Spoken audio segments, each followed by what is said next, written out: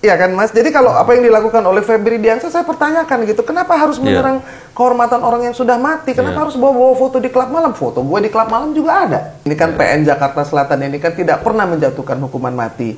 Belum pernah dalam sejarahnya gitu. Ada yang bisa dibuka lebih besar ya dari Sambo ini, karena kalau saya yang masih menggelitik itu Satgasus itu merusak.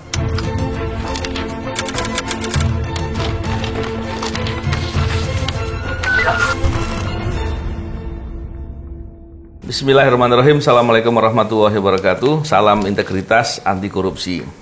Alhamdulillah hari ini saya dengan Pak BW berkesempatan untuk berbincang dengan Ibu Irma Huta Barat. Yang apa kabar? Dipanggil yang biasa dipanggil Inang. Panggilannya Inang aja ya? Iya dong, Inang. Saya agak kagok sedikit manggil Inang. Apa-apa. Sambil belajar, membiasakan diri. Betul, apa kabar Inang? Sehat, alhamdulillah. Terima kasih sudah diundang. Iya. Saya tambahin lagi satu pertanyaan lagi. Waras. Kadang-kadang kita tidak hanya sehat tapi harus menjaga kewarasan. Harus waras, benar-benar. Banyak orang yang sehat tapi kurang waras. That's the point. Iya, benar. Ya, bicara terkait dengan Inang Irma ini, pasti nggak lepas terkait dengan kasus yang lagi ramai, Pak BW. Kasus yang terkait dengan Sambo dan korban Joshua. Iya. Masih ngikuti ya, masih membincangkan itu? Masih karena gini, saya mesti cerita dulu kenapa saya bisa intens dalam urusan Joshua ini, karena kebetulan marganya sama, jadi Joshua Huta Barat, saya kan Irma Huta Barat. Jadi Huta Barat ini ada punguannya. Punguan itu artinya ada kesatuan kumpulan dari marga-marga Huta Barat seluruh Jakarta, Jabodetabek dan seluruh dunia. Jadi itu kalau dari sisi ada punguan atau ada kumpulan dari marga Huta Barat. Lalu kalau dari sisi adat istiadat, ya kan, itu ada yang namanya itu bahwa kami ini sedarah. Jadi darahnya Joshua sama darahnya saya tuh sama. Karena apa? Karena saya nomor 18, ya kan. Nanti kalau ketemu Huta Barat tanya nomor berapa, gitu. Nah, saya generasi ke-18 dari Huta Barat yang pertama, sehingga kita punya kakek yang sama, ceritanya. Joshua nomor berapa? Joshua nomor 17. Jadi dia lebih senior ya? Betul. Walaupun umurnya 28, jadi saya mestinya panggil Pak Tuwo sama dia. Kalau dari sisi adat, gitu. Cuman akhirnya anak-anaknya panggil saya Bowu. Bowu itu Namburu, artinya saya ini saudara-saudara dengan bapaknya gitu. Itu sebabnya Mas Novel tidak benar kalau Irma atau Inang tuh diving dalam kasus ini, karena memang ada relasi. Iya, betul. Jadi bukan tiba-tiba ujuk-ujuk nongol aja gitu kan. Enggak. Kita membicarakan masalah ini sebetulnya concern dengan masalah keadilan. Betul, jadi bukan sekedar masalah siapa yang harus dibela dan lain-lain. Betul. Karena isu mengenai keadilan ini juga masalah terkait dengan masalah korupsi di penegak hukum. Betul. Nah, ini kan menjadi menarik itu Pak BW. Jadi hubungannya intens dengan yang selama ini kita bicarakan. Karena kalau korupsinya banyak, ya pasti keadilannya sulit.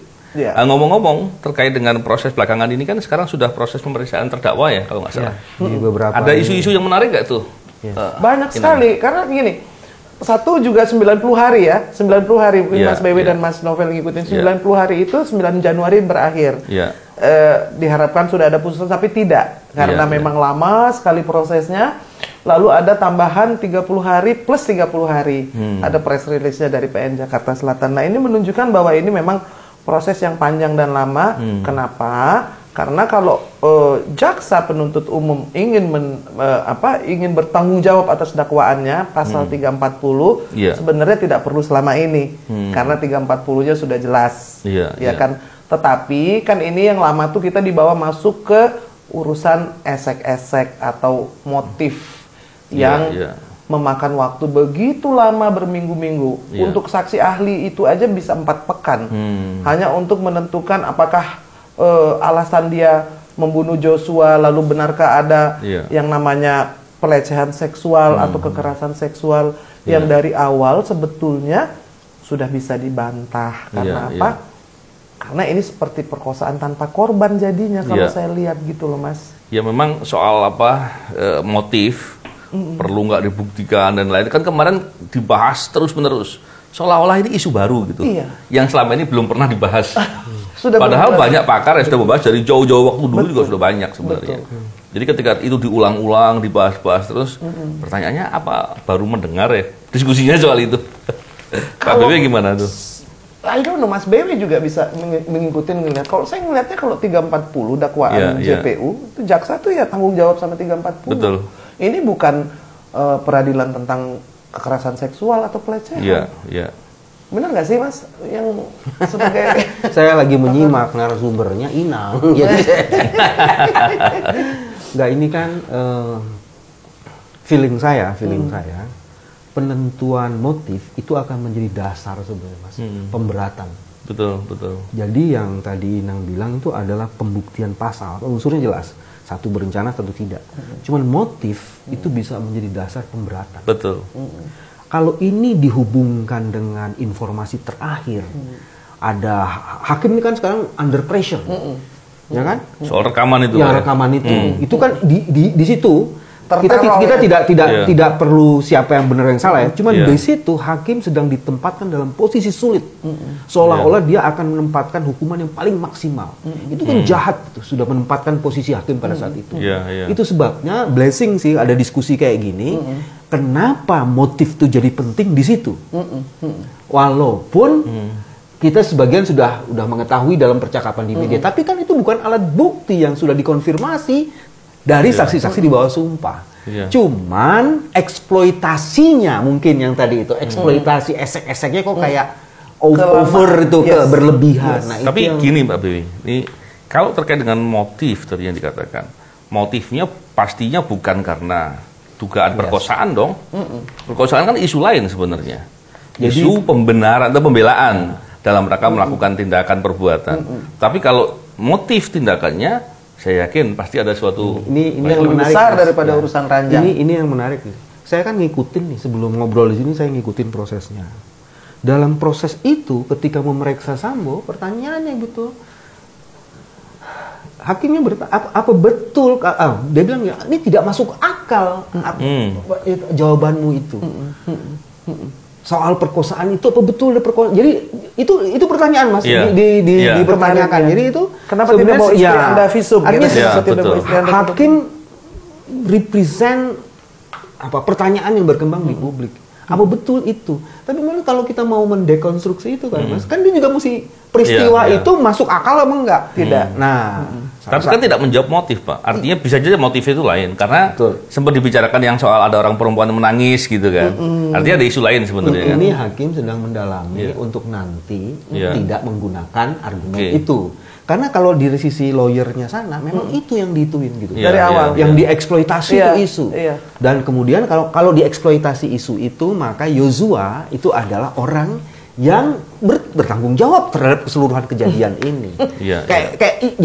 Kayak mau kalau membangun dalih, alibi itu yang dipakai. Dan hakim harus ngikutin itu dulu, tapi kemudian mudah-mudahan dia tidak terpancing dalam situ. Tapi yang saya agak heran sebenarnya gini, Pak Inang. Isunya terlepas dari segala isu yang dibicarakan dalam perkara itu, ada isu korupsi sebenarnya. Dan itu dibahas.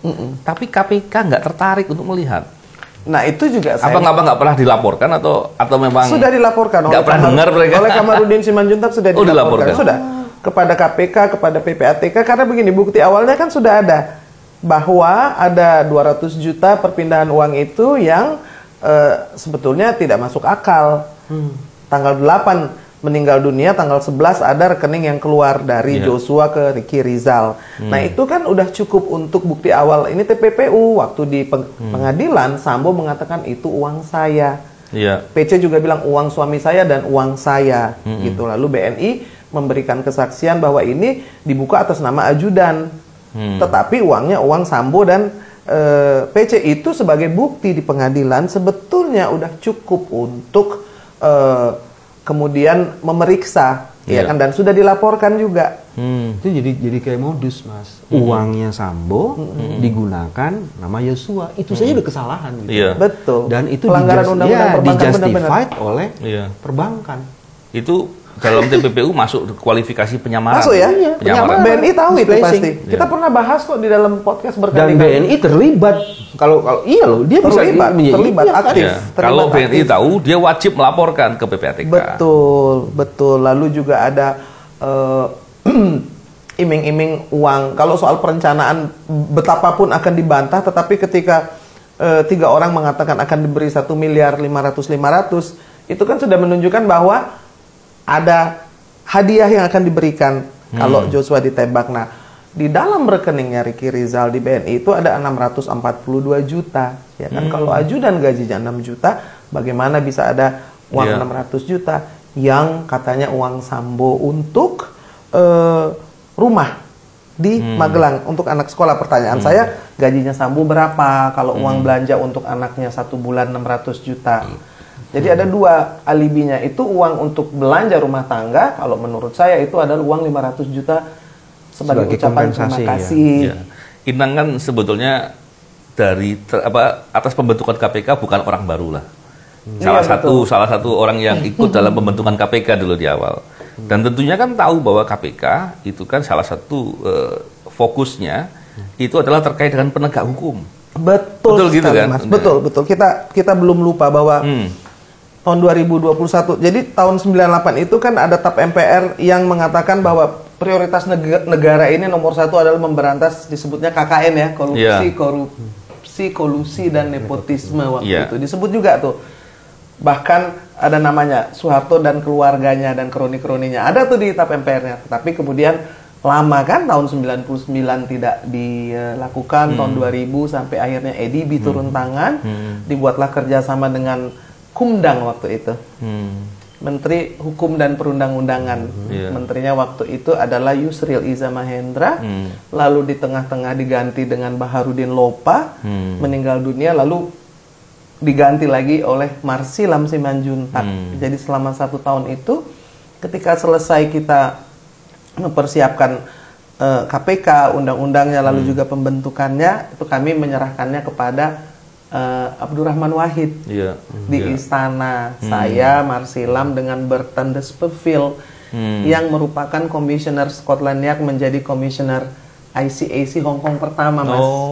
Karena Hong Kong tahun 73 tuh sama seperti kita nih, sama seperti kita sekarang, bahwa KPK harus dibentuk karena aparat 3 serangka ini, aparat penegak hukum yang tadi Mas Novel bilang, kepolisian, kejaksaan dan kehakiman itu memang sangat korup, sehingga perlu ada lembaga baru untuk menertibkan aparatur penegak hukum. Kalau di negara lain banyak korupsi, tapi di negeri kita ini paling sulit karena yang korupsi aparat penegak hukum. Makanya harus dibuat lembaga yang bersih itu loh, yang Mas BW ada di sana. Itu dasarnya TAP MPR nomor 11. 98, terus diubah lagi dengan TAP MPR nomor 8 tahun 2001. Tapi kalau balik lagi ke ini, Inang, ini kan sekarang udah sampai di sini, Mas, sudah sejauh ini. Kalau ini mau diputar lagi ya dari awal, kira-kira apa yang seharusnya ada? Nomor 1, tapi belum diungkapkan pada saat ini.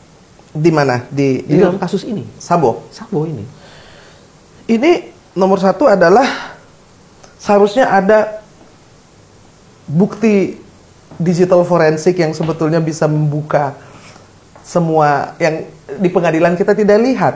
Ya kan, hanya saksi-saksi ahli dan saksi-saksi dari omongan saja. Polisi kan canggih, Mas Novel lebih tahu lah.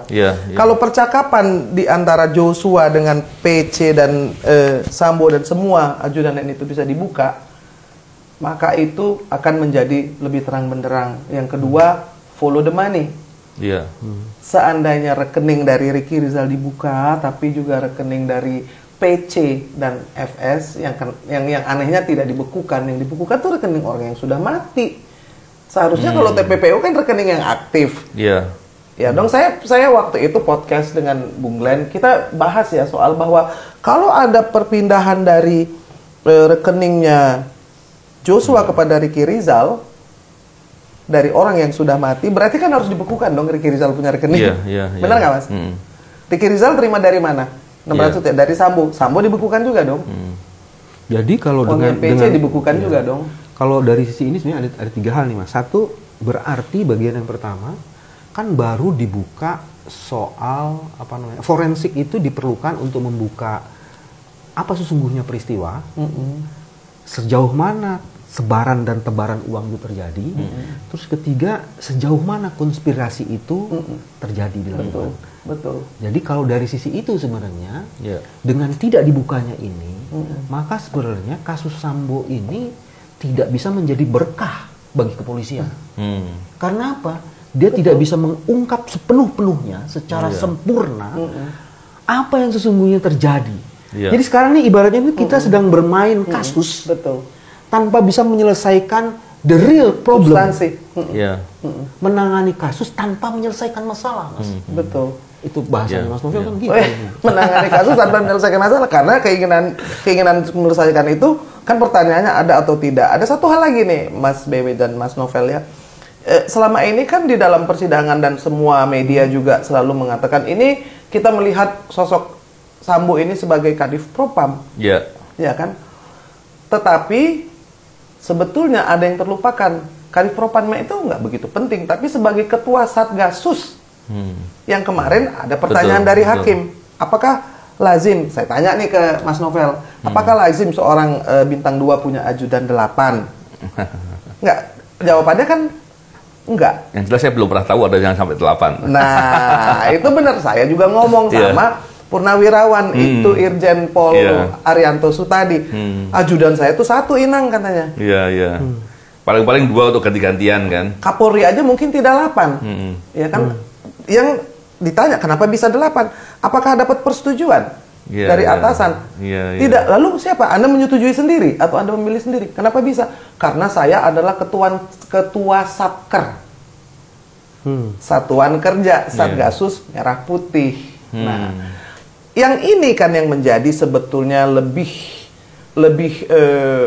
banyak kita bisa membuka apa saja the dark business, lalu kemudian bagan yang sudah beredar kan kalau nggak salah Kapolri Listio sudah berjanji di depan Komisi 3 DPR bahwa ini akan kami gali dan nanti kami akan melaporkan temuannya gitu. Sampai hari ini enggak. Jadi hal-hal itu yang substantif ya menurut saya karena kalau seluruh negara ini harus ribut hanya gara-gara urusan ranjang, menurut saya nggak masuk akal, Mas BW. Iya kan? Mas BW peduli nggak sih apa yang terjadi di ranjangnya PC? Sebenarnya yang lebih penting itu adalah bagaimana mengungkap keseluruhan kasus ini melalui pintu masuk itu. Jadi sebenarnya ada 2 nih Mas Novel.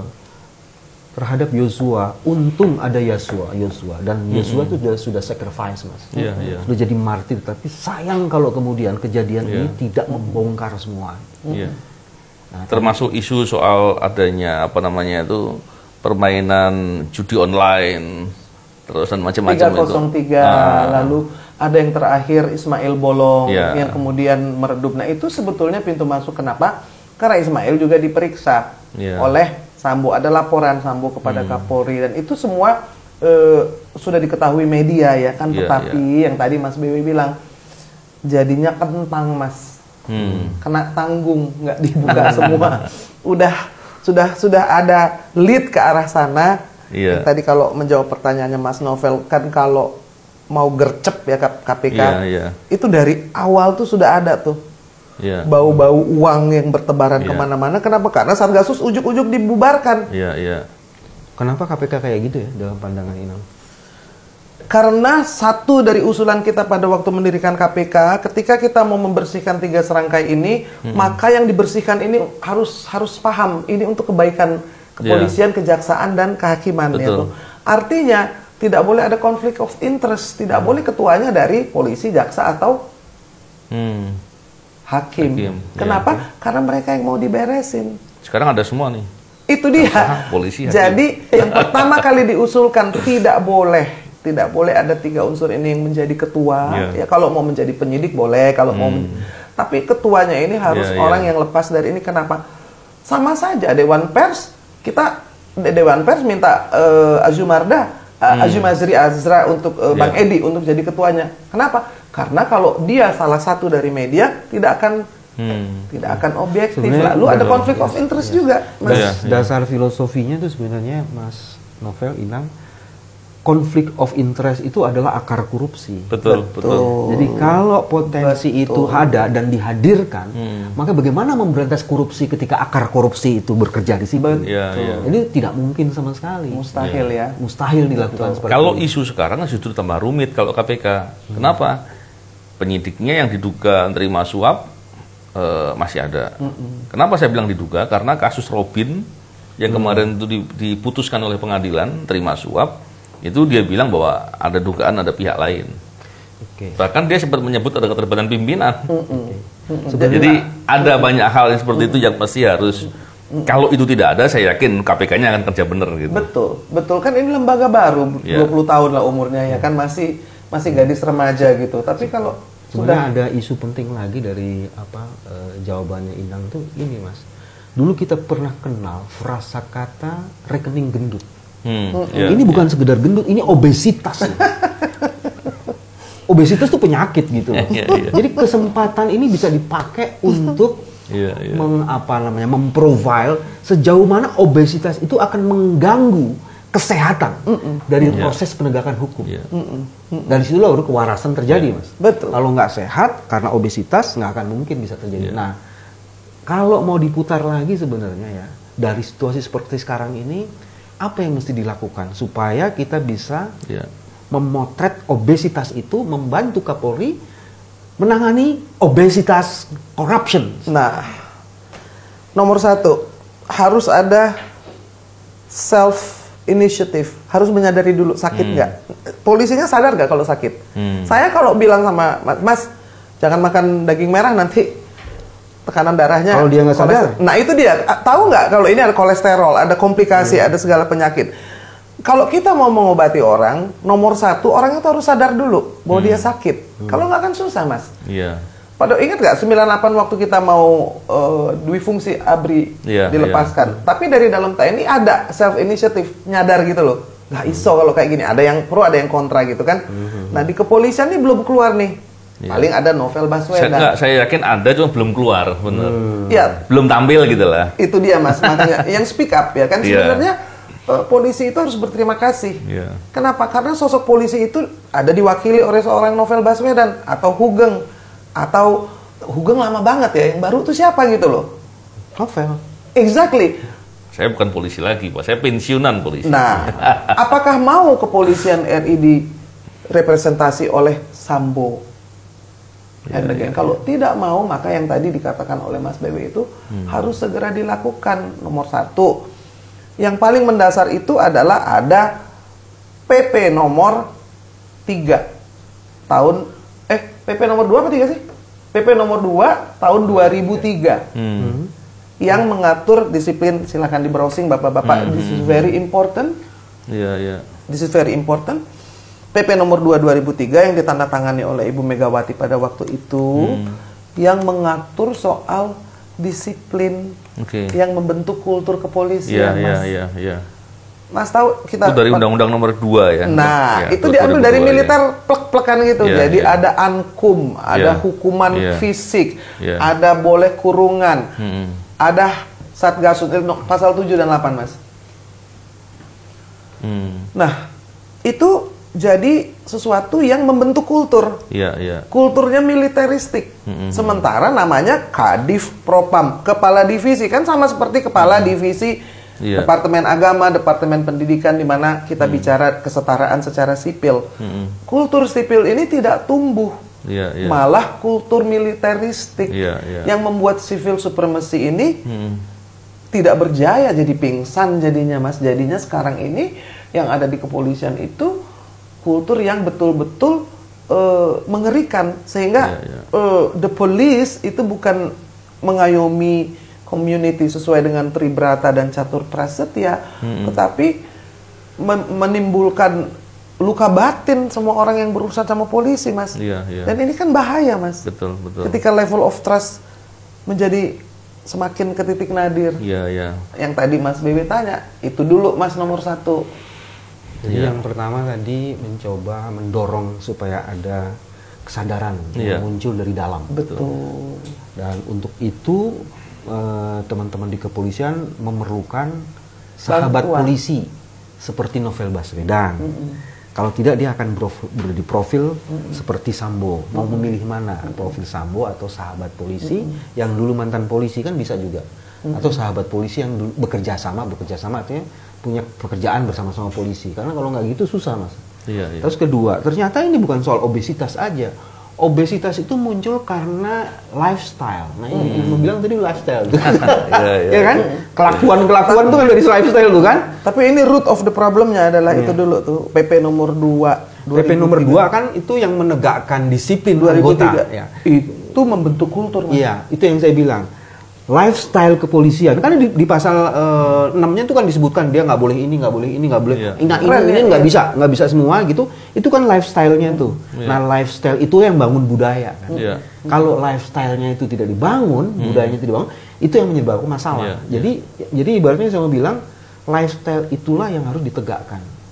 Dan carilah sahabat polisi yang memang punya lifestyle seperti itu, Mas. Sebetulnya sekarang Pak Kapolri sudah sudah buat suatu acara masing-masing kepala kepolisian di daerah-daerah itu setiap hari Jumat diminta untuk interaksi dengan masyarakat, dan itu bagus. Cuman memang tadi betul memang ke depan penegakan hukum lah terutama terkait dengan perbuatan-perbuatan yang terlibat masalah korupsi, masalah lain. Apalagi itu sifatnya berhubungan langsung dengan penegakan hukum atau masalah keadilan, itu menjadi penting. Coffee morning, evening coffee gitu, itu oke. Tapi apa kontennya? Satu. Terus yang kedua, dia perlu teladan, Mas. Iya. Kalau kemudian ditanya sekarang polisi mana yang lo contoh? Mana? Nah, kalau kemudian dari Pak Kapolri sudah melakukan itu atau ditularkan oleh 38 Kapolda lainnya, enggak baru 34 ini. Karena yang 4 Papua kan belum ada, baru 2. Yang 6-nya belum, yang 4-nya lagi belum. Maka keteladanan itu menjadi sesuatu gitu.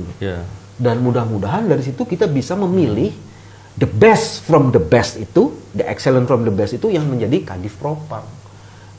karena penting banget. Nah, benar. Nah, ini kan tadi dikatakan bahwa garda terdepan kepolisian adalah Kadif Propam. Itu kan terus presisi. Sekarang tidak presisi dan tidak mungkin dijadikan garda terdepan. Cilakalah negeri ini kalau yang dijadikan sebagai role model itu adalah Sambo. Nah, itu kan harus di counter ya. Benar nggak sih, Mas?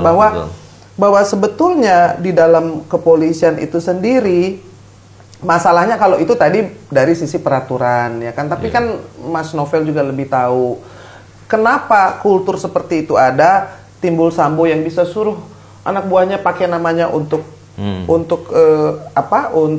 dipakai sebagai TPPU dong itu jadinya. Karena atasannya polisi itu kan bukan komandannya tapi hukum. Atasan polisi itu hukum. Itu nomor 1. Nomor 2, polisi itu adalah aparat penegak hukum. Bukan dia yes man, tembak. Ini 5 kilogram dijual syabu. Nggak bisa lagi kalau ini diubah. Jadi apa kritik terhadap proses persidangan kali ini? Kalau saya bilang sih satu orang-orang yang terlibat itu yang ada di TKP pada saat itu masih belum tersangkakan semua. Jadi ada pilih 1, 2. Ini kan cuman ke bawah aja, ke atasnya kan mesti juga jadiin saksi gitu supaya rakyat tuh ngelihat ini yang namanya equality before the law tuh bukan hanya omong-omong ya kan. Karena pada waktu Kapolri memberikan kesaksian, Eliezer itu mau menembak karena dijanjikan akan 1 dibela, 2 akan di SP3, ya kan? Listio Sigit bicara di depan Komisi 3, artinya selesai nih udah soal perencanaan. Ya dong. Ketika ini berlarut-larut kan mestinya bilang, bos dulu kan ngomong sama saya saksinya loh, Kapolri loh. Omongan Kapolri di depan parlemen itu menjadi penting. Kenapa dong itu tidak dijadikan dasar supaya tidak berlarut-larut ke arah esek-esek dan ranjang ini, bahwa betul ada perencanaan gitu, motif. Ya sudah, motif bisa akumulasi, benar nggak Mas? Bisa jadi motifnya. Saya bicara dengan orang-orang Bugis Makassar, mereka juga tidak terima, nggak ada itu sirina pace seperti itu. Kalau sirina pace, istri Anda diganggu, Anda ambil badik, ajak ketemu orang itu, nggak pakai perencanaan, nggak suruh ajudan, nggak pakai pistol, nggak pakai obstruction of justice. Nggak ada itu semua. Jadi dia mengambil dan tanggung jawab setelah itu ya. Yes, ngaku. Jadi, bukan setelah itu merekayasa ya. Nah, tadi yang dibilang Mas BW kan unsur pemberatan ini sebenarnya kan mencari unsur pemaaf. Unsur meringankan. Dari sisi mereka gitu kan. Dari sisi JPU tadi kan. Bukan dari sisi lawyersnya itu dia akan cari itu sebagai alasan pemaaf. Ini ada motif di balik itu. Nah itu yang kalau pertanyaan JPU apa betul ada seperti itu? Kan misalnya gini, apa betul di Magelang ada pemerkosaan? Padahal ini harus ke Jakarta. Itu Mustafa Abdullah ahlinya bilang dari sisi logik tidak mungkin, tidak masuk akal gitu. Misalnya kayak gitu, Mas. Perempuan jangankan diperkosa, ngomong sama bekas pacar yang pernah sakit hati aja nggak mungkin mau satu mobil, nggak mungkin mau satu atap tinggal nginep sama-sama, nggak mungkin. Itu dari sisi pribadi ke wanita, tapi dari sisi pembuktian satu saksi bukan bukti, bukan alat bukti. Itu hanya keluar dari mulut putri. Nggak ada saksi lain yang mengkonfirmasi terjadi pemerkosaan. Nggak ada.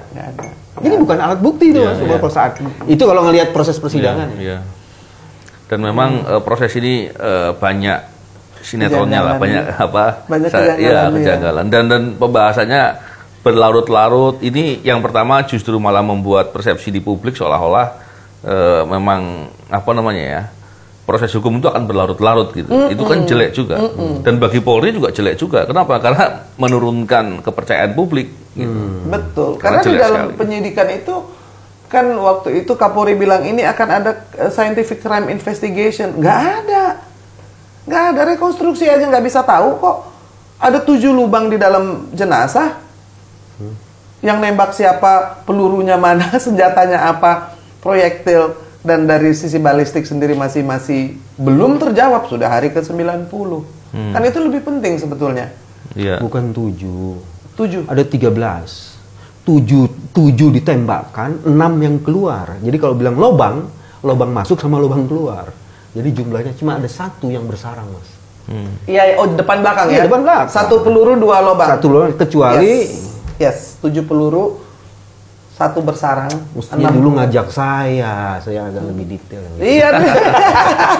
Tapi benar itu penting banget tadi yang Mas Novel bilang. Ini nih kan tidak pernah ya ada kasus kriminal yang seperti ini dalam sejarah Republik ini. Yang selama dari bulan Juli sampai ganti tahun tidak berhenti sekalipun. Banyak hal-hal besar yang terjadi yang sebetulnya mendapatkan perhatian yang setara harusnya, tapi kan tidak. Kanjuruhan itu juga peristiwa yang sangat tragis, yang harusnya juga mendapat perhatian. Tetapi kenapa kasus ini menjadi sangat menarik? Ada polisi yang mati kok bom bunuh diri di Bandung kemarin ini. Lalu ada Teddy Minahasa juga yang sebetulnya membuat terhenyak banyak orang kan.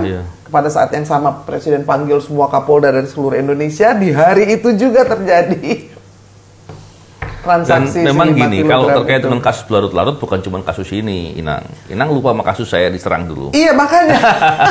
itu kalau larut-larut gak jelas gitu ya. Jadi itu bukan berlarut-larut, dilarut-larut. Jadi poin pentingnya adalah kalau kita membiarkan korupsi di penegak hukum, dampaknya tadi kita akan selalu melihat dan mendengar masalah ketidakadilan. Semoga kita nggak ngalami. Kalau kita ngalami, teriaknya lebih kencang pasti kan. Tapi terlepas dari itu semua, kita berharap ke depan orang semakin mau kritis ya. Kritis dan tidak diam. Speak up tentang segala permasalahan ini. Dan tentunya masalah korupsi ini menjadi hal penting ya. Bukan sekedar KPK-nya yang nggak mau sungguh-sungguh bekerja, ini kan menjadi kerisauan kita. Tapi kita juga mesti harus mendesak agar penegak hukum juga mau memperbaiki diri. Kalau nggak mau memperbaiki ya paling nggak pemerintah yang memaksa mereka untuk berubah. Mas Novel, kan gini, kasus ini muncul karena kasus ini menjadi penting karena ada korban Yosua. Tapi bukan sekedar korbannya, ada keluarga korban. Yang menunjukkan kesungguhan untuk membongkar ini dan didampingi oleh orang-orang yang punya persistensi cukup kuat. Gitu kan? Setelah proses persidangan, orang-orang ini sekarang menjadi pemain cadangan, Mas. Duduk di bangku cadangan itu tidak bisa lagi dalam mereka, kan dia diwakili oleh jaksa dan oleh hakim. Kalau boleh ikut bermain lagi gitu ya. Walaupun sistem kita nggak memungkinkan itu.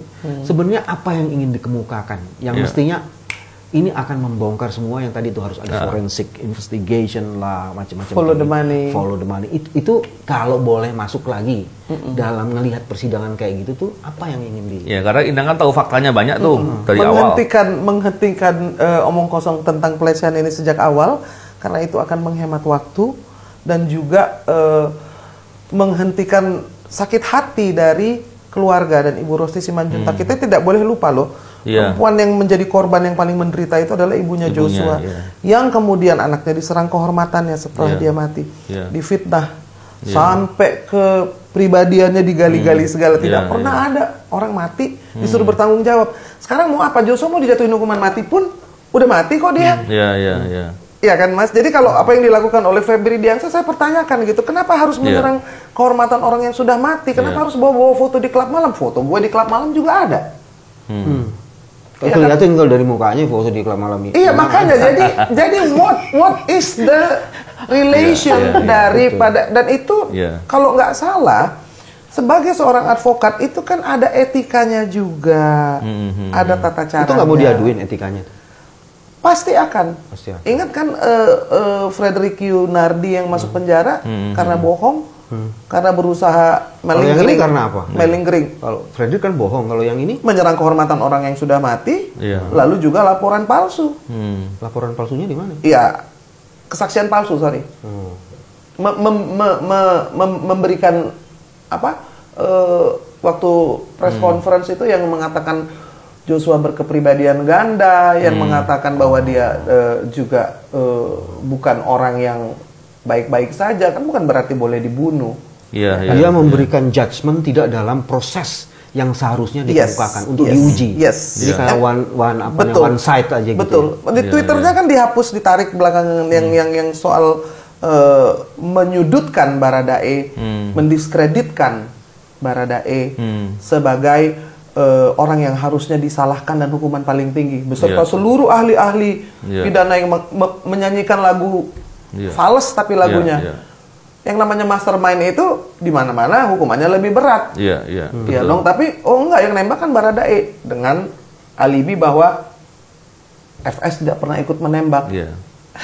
Itu kan lebih absurd kalau menurut saya. Jadi akan lama sekali kalau memang si yang tadi itu uji balistik secara forensik jenazah itu kan tidak akan berbohong ya. Kelihatan dari senjata jenis apa itu satu. Lalu tadi KPK juga, waktu rekonstruksi kan kelihatan ada mobil Lexus, ada tas-tas yang harganya satu tas aja bisa 1,5 miliar dari milik nyonya, yang harusnya kalau nggak KPK, PPATK atau pajak datang dong. PPATK kan intelijen, dia kan nggak mungkin datang terbuka. Betul, intelijen yang melaporkan kepada kepolisian ya, karena ini kan juga menjadi masalah ketika laporan itu adalah tentang orang yang harusnya dilaporin. Jadi gimana? Orang yang harusnya diperiksa, laporan ini ada aliran dana gue sendiri nih sama teman-teman. Jadi bagaimana nih? Kan jadi gitu. Yang tadi obesitas itu Mas.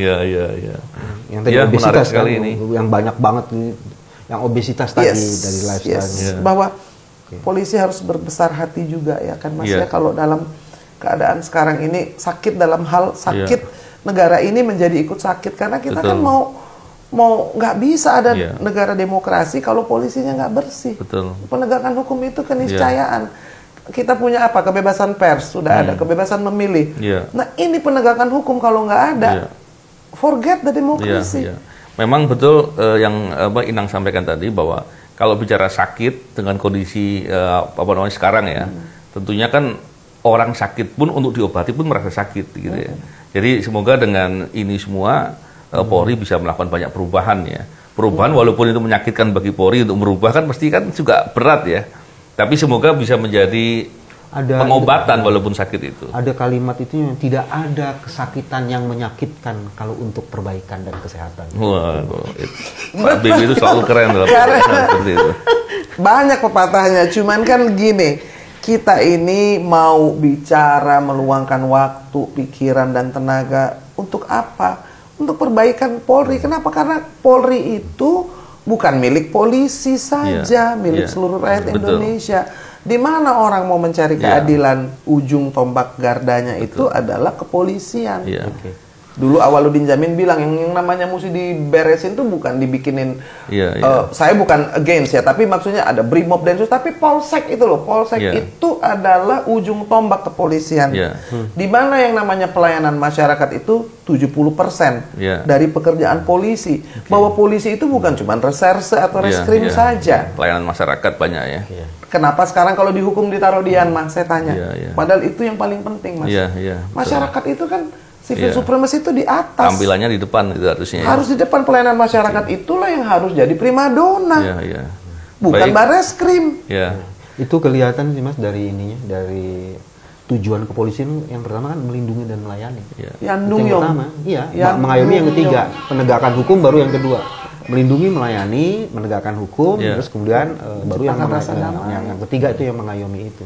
Tapi yang Inang bilang tuh keren tuh. Kapolsek menjadi ujung tombak, jangan dikasih di ujung tombak gitu. Sekarang Kapolseknya itu di ujung tombak. Dia yang ditombak. Memang menarik ya, pembicaraan kita itu akan panjang ya. Cuman coba kalau Kapolseknya keren, itulah yang akan menjadi wajah-wajah dari kepolisian, bukan hanya Kadif Propam, bukan hanya Kabar Reskrim. Itu yang merusak selama ini. Kenapa? Karena ingatan publik itu ada yang namanya collective memories.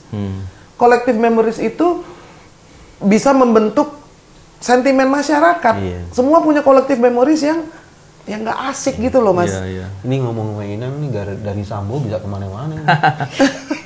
Ya menarik sekali bincang-bincang kita ini, Inang, Pak BW, dan poinnya sekarang terkait dengan kasus yang sedang berjalan. Semoga nanti putusannya benar-benar berbasis dan berkeadilan lah ya. Dan kemudian jangan sampai kemudian seandainya ada yang membuat sandiwara dalam persidangan, seandainya, maka semoga jangan sampai kemudian bisa membuat persepsi yang kemudian dinyatakan sebagai kebenaran. Itu yang menjadi masalah. Kalau itu yang terjadi tentu akan membuat persepsi buruk kepada hukum di Indonesia. Benar. Saya nambahin nih tadi yang Mas BW bilang. Terakhir mungkin sebagai penutup. Kalau kita tahu kita sakit nih, kita pilih dong dokternya yang bagus, yang berintegritas, bukan dokter yang bisa tanda tangan visum kosong atau yang hanya jadi agen dari farmasi. Kita cari dokter yang paling baik. Polisi kan juga sama. Betul. Kalau dia memerlukan bantuan, dia taruh dong orang-orang yang baik, yang benar-benar punya integritas untuk mengawasi, untuk menjadi penasehat. Sebagai awal ya, kalau kita minta Presiden untuk mencabut PP nomor 2 2003, berarti tidak usah berurusan dengan DPR, lebih mudah. Tinggal ngomong nih Pak Presiden, mau nggak kasih warisan atau legacy kepada pemerintahan ini? Kalau menurut saya legacy itu bukan IKN, legacy itu adalah hadiah yang terbaik bagi penegakan hukum. IKN betul, independensi kepolisian negara itu maksudnya.